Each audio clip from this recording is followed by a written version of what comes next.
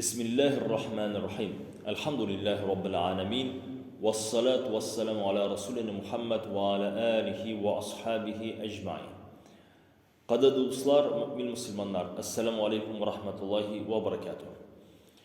İslam dinimizning bag'anasi xosh hamda o'zina qarata zo'r ibodat ul umra. Albatta bitinisi bir bilan birlashib tura ul safar ibodati.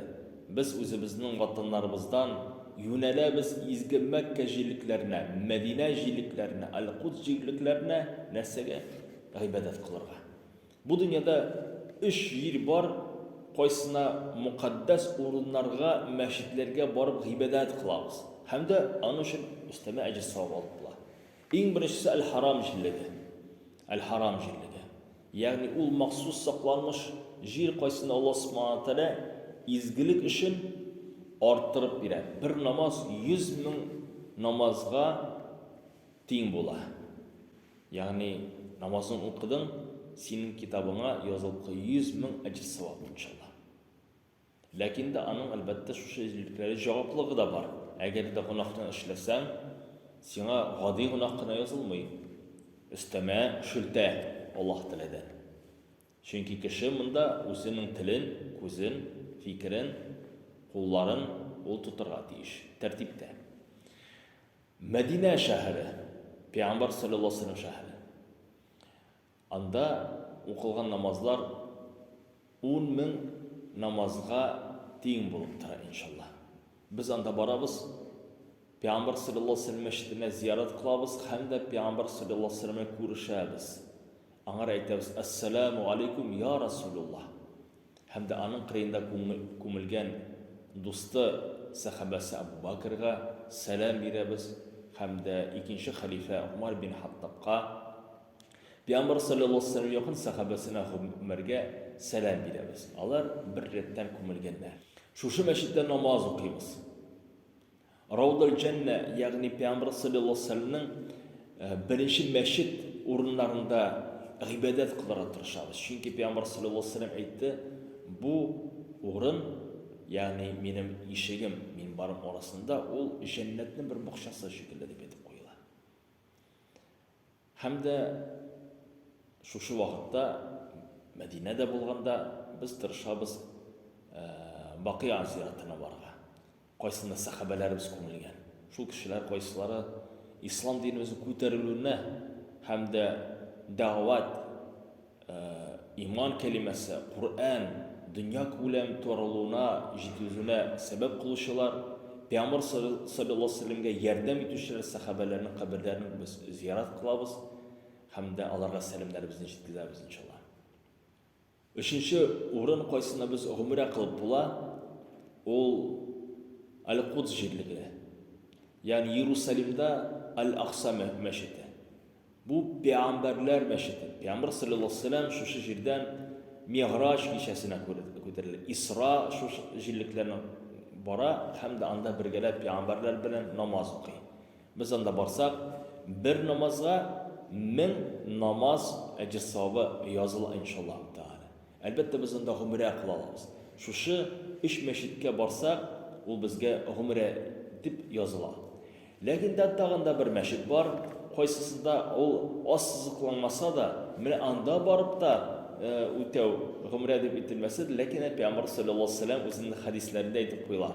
Birinchi masjid qo'ysisi islom dinimizda solingan hamda ul g'azilga vaqtda Medine shahrining ishida bo'lib tura Quba jilliklari masjidi. Peygamber Muhammed Mustafa sallallahu aleyhi ve sellem Mekke'den hicrat qilgach Medine'ga ul bir 15-17 kunga to'xtalib tura Quba jilligine. Hamda eng birinchi aning ishi bo'lib tura shu jillikda bo'la masjid deb aytib qo'ya. İslam dinimizning eng birinchi masjidi Quba masjidi. Hamda Peygamber sallallohu aleyhi ve sellem aytib qo'ya, agar da shu yerga kishi tahoratlanib kelsa, 2 rakat namoz o'qisa, angar umra yozilib qo'yiladi deb aytib qo'yiladi. Umra nasasi ol jamoat. Umra Ka'batulloh tirasida 7 martaba tavof o'tav. Sa'i o'tav.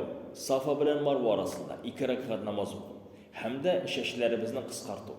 Alloh subhanahu taala qarşısında o'zimizning tubanchiligimizni, qo'llog'imizni ko'rsatir uchun, Allohning bir rahmati va barakatini erishir uchun inshaalloh taala. Ka'batulloh tiyasida 7 martaba tavof o'taymiz. Ni sababdan? Chunki Adam alayhissalom Baytul Ma'mur, ya'ni alish ko'klarda jannatda bo'lgan vaqtda ko'rib qolgan nishik farishtalar ko'kdagi bo'lgan Ka'batulloh tiyasida tavof qilganlar. Hamda Payg'ambar sallallohu alayhi vasallam hadisida aytdilar, kun sayin 70 ming farishta tavof qiladi Ka'batulloh tiyasida. Hamda ular endi bir martaba shular deb 7 martaba tavof qilgandan so'ng kirib bir qachon qaytmaslar, hamda kun sayin turkum farishtalar olishib turadi. Subhanalloh.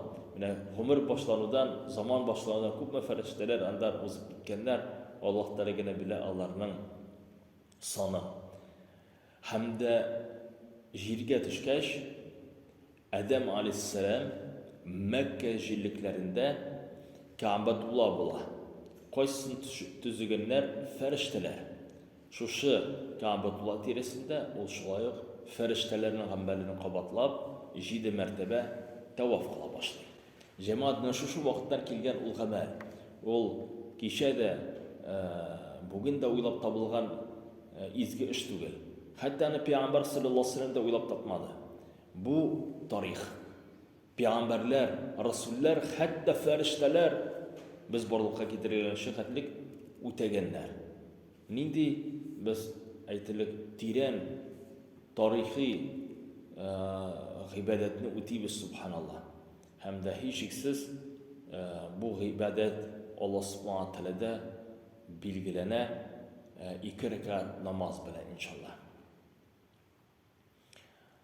Umra vaqtida kishilar shular Safa bilan Marva orasida 7 martaba o'tadilar.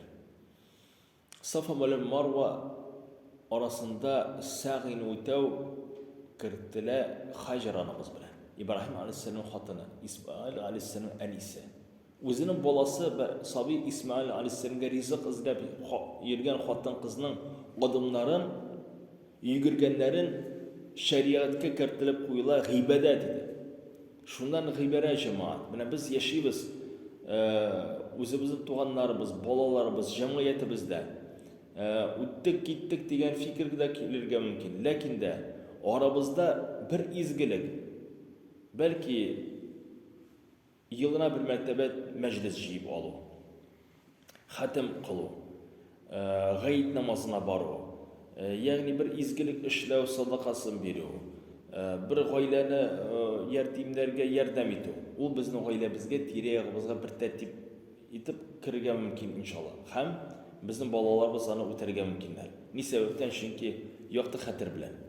Endi mana shu hajranimizning izgi ishini qarag'iz. Alloh subhanahu taolo nihatlik zo'rlik. Nihatlik zo'rlik. Ana musulmonlarga shariatning bir ulushi etib qoldiradi. Qadrli jamoat mu'min musulmonlar, men sizni chaqiram umra o'targa. Men sizni chaqiram hojga bilan o'targa. Ana aytib bitirgisi subhanalloh ul safar. Qo'ysizdan kishilar o'zgarib qo'ydilar. Ular endi kiri qo'ytqash g'odiy musulmonlar bo'lmaydi. Ular yuraklarining bir ulushini qoldiralar shu izgijliklarda. Qo'ysinda dengizida yo'q. Zo'r bog'chalarda yo'q, rahatlikda yo'q. Qum ham tosh, lekinda kishilarning yurakining bir ulushi shunda qoladi. Fikri bilan ular shunda qoladilar. Ka'batulloh tiyasida, G'arafar jiyliklarida, Muzdalifada duo qilamiz, Alloh taoladan so'raymiz. Alloh taolo bersin sizga umra o'targa. Alloh subhanahu taolo bersin sizga hoj o'targa.